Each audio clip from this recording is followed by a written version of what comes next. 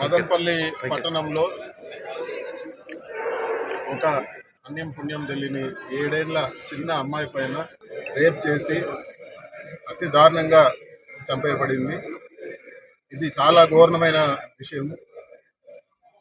పోలీసులు కానీ అధికార పార్టీ నాయకులు కానీ గంజాయి మత్తులో మద్యం సేవించి చేశారని చెప్పి చెప్తారు. మరి ఈ గంజాయి విక్రయాలను అరికట్టకుండా మీరు ఏం చేశారు? ఈరోజు ఈ విచ్చలవిడి మద్యం అమ్ముతా ఉంటే మీరు ఏం చేస్తారని చెప్పి కూడా నేను ఈరోజు ప్రభుత్వాన్ని నిందిస్తా ఉన్నాను. ఈరోజు రాష్ట్ర వ్యాప్తంగా, అన్నమయ్య జిల్లానే కాదు రాష్ట్ర వ్యాప్తంగా ఈరోజు డ్రగ్స్ అనేది పెద్ద సమస్య.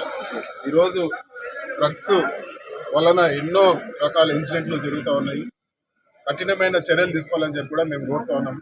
ఈరోజు ఇక్కడ కొంతమంది మీడియా మిత్రులు కూడా చెప్పడం జరిగింది, అధికార పార్టీ నాయకులు ఉన్నారని చెప్పి కొంతమందిని చూసి చూడనట్టు వదిలేస్తూ ఉన్నారు, గంజాయి విక్రయాలు విచ్చలవిడిగా జరుగుతూ ఉన్నాయని చెప్పి కఠినమైన చర్యలు తీసుకోవాలని చెప్పి కోరుతున్నాం. ఈ డ్రగ్స్ కానీ ఇలాంటి ఘోరాలు జరిగినప్పుడు ఇవి రాజకీయాలకు అతీతము, ఎవరున్నా కూడా వాటిపైన కఠిన చర్యలు తీసుకోవాలని చెప్పి మేము కోరుతా ఉన్నాం.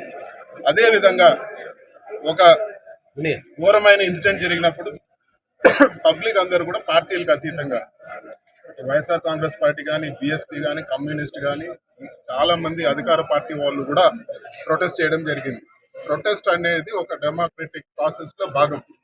వాళ్ళ నిరసన తెలియజేసేది ప్రతి ఒక్కరి హక్కు. అది అన్యాయం జరిగినప్పుడు ఖచ్చితంగా ప్రజలు ప్రశ్నిస్తారు. దానిపైన కేసులు పెట్టడం దారుణం అని చెప్పి కూడా నేను పోలీస్ డిపార్ట్మెంట్ తెలియజేస్తా ఉన్నాను.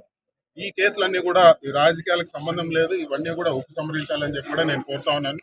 మీరు కేసులు పెట్టాల్సింది గంజాయి అమ్మే వాళ్ళ గురించి, గంజాయి అమ్మే వాళ్ళపైన, డ్రగ్స్ అమ్మే వాళ్ళపైన, విచ్చలవిడిగా మద్యం అమ్మే వాళ్ళపైన మీరు కేసులు పెట్టాలని చెప్పి కూడా నేను డిమాండ్ చేస్తా ఉన్నాను.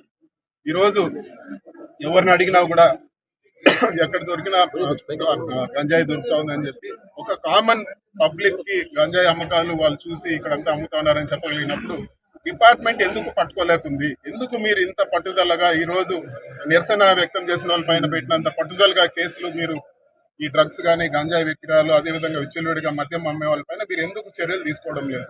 కఠినమైన చర్యలు తీసుకోవాలి. అటు అధికార పక్షంలో సంబంధాలు ఉన్నా కూడా వాళ్ళందరినీ కూడా లోపలేయాలని చెప్పి మేము ఖచ్చితంగా డిమాండ్ చేస్తా ఉన్నాం. అదేవిధంగా ఈ కుటుంబానికి ఎవరైతే ఈ అమ్మాయి చనిపోయిందో వాళ్ళ తల్లిదండ్రులకు ఆర్థిక సాయం చేయాలని చెప్పి కూడా మేము కోరుతా ఉన్నాం. 25 లక్షలు వెంటనే సాయం చేయాలి.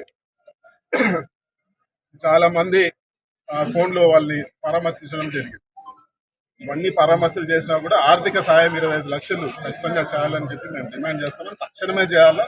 అదేవిధంగా మదనపల్లి వైఎస్ఆర్ కాంగ్రెస్ పార్టీ తరఫున తిప్పారెడ్డి గారు కానీ, నిసారామూర్తి గారు కానీ బాలిక తల్లిదండ్రులు కలిసి ఆర్థిక సాయం చేసేదానికి కూడా మేము ఒక నిర్ణయం తీసుకున్నాము. వాళ్ళ కుటుంబ సభ్యులతో కలిసి వాళ్ళకు తగిన ఆర్థిక సాయం చేస్తారని చెప్పి కూడా మా పార్టీ తరఫున నేను తెలియజేస్తా ఉన్నాను.